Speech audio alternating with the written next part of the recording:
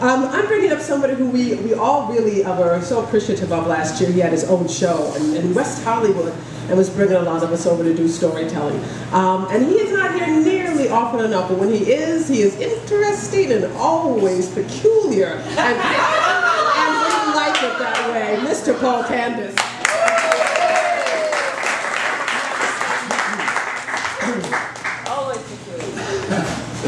It was a full moon tonight, a night full of rejection.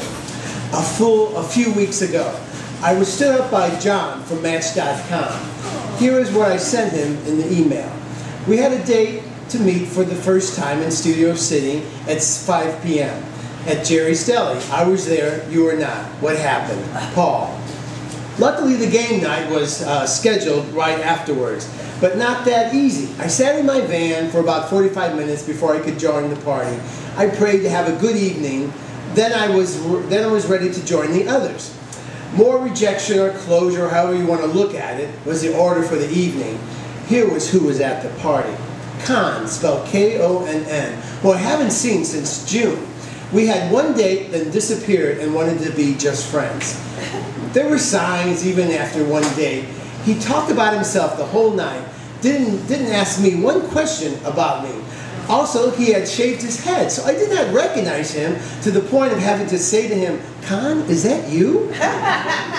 Some friend. After that text he sent me, he never did try to be any kind of a friend. Yeah, he said it was him. I swear, he looked like a space alien with that hair gone. That was one of his best features too, his hair.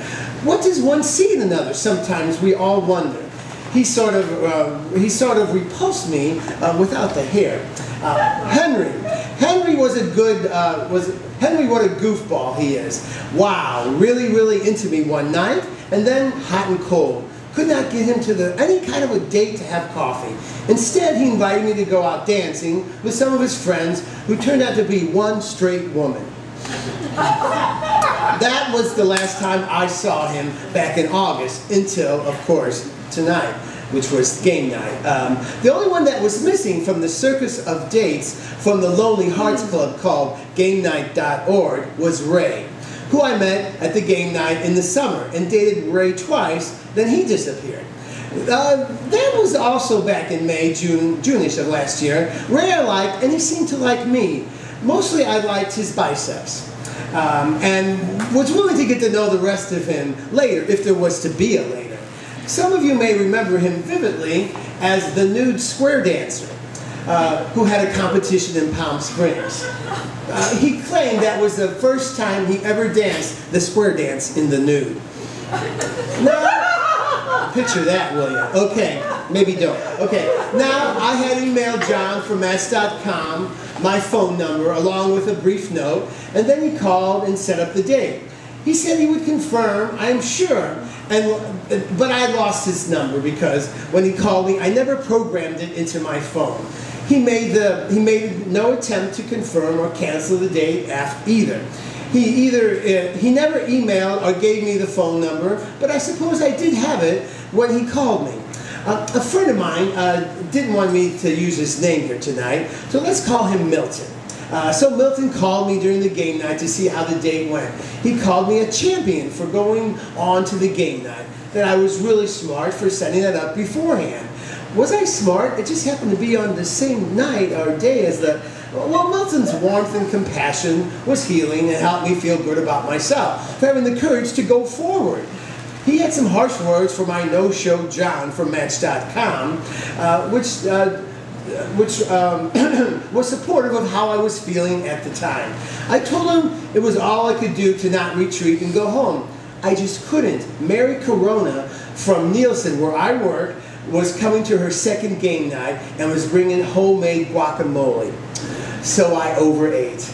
A potluck with plenty of food that doubled as my drug of choice. My stomach actually swelled up before I left that night. Eating so much delicious food, my stomach swelled up before I left. Yes, I said that. Okay.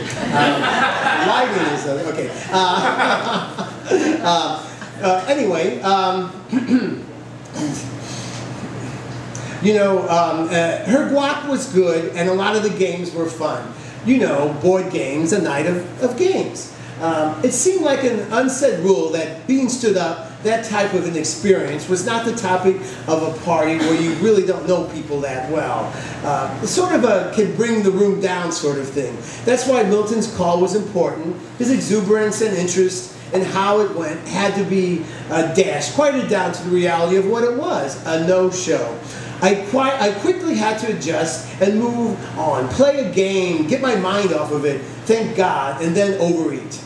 It's interesting that the universe had set this game night in place to buffet the no-show experience of that classic saying, rejection is God's protection. Will he email me back? Will he have an excuse? If so, what? Next. There is no excuse appropriate, right, folks? The games were fun, and there was brand new, good-looking people there.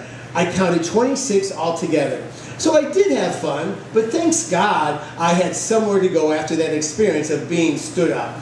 I would have had a hard time if not for already planning to go to thegamenight.org. Oh, I did get a response to my email to John from Match.com. I have the flu, some kind of flu-like virus, and have not been feeling well at all. I'm sorry, and you went to the trouble of going to Jerry's. I thought we said we would touch base with one another today to confirm that we would both make it. I'm sorry for your inconvenience. I responded to his email with a balls in your court sort of logic because he was sick and he did apologize twice, so I gave him the benefit of the doubt, being the nice guy I am. It's been 2 weeks and I never did hear back from him. Next. Henry and Con were sort of a healing experience because, oh, they'll be back. People always come back to thegamenight.org, let's see. Okay, people always come and go, and it's never the same group of folks. Giving any typical game night. Henry, Con, Ray, the Newt Square Dancer, and John from Match.com. All exercises in dating. Next to all of them, people.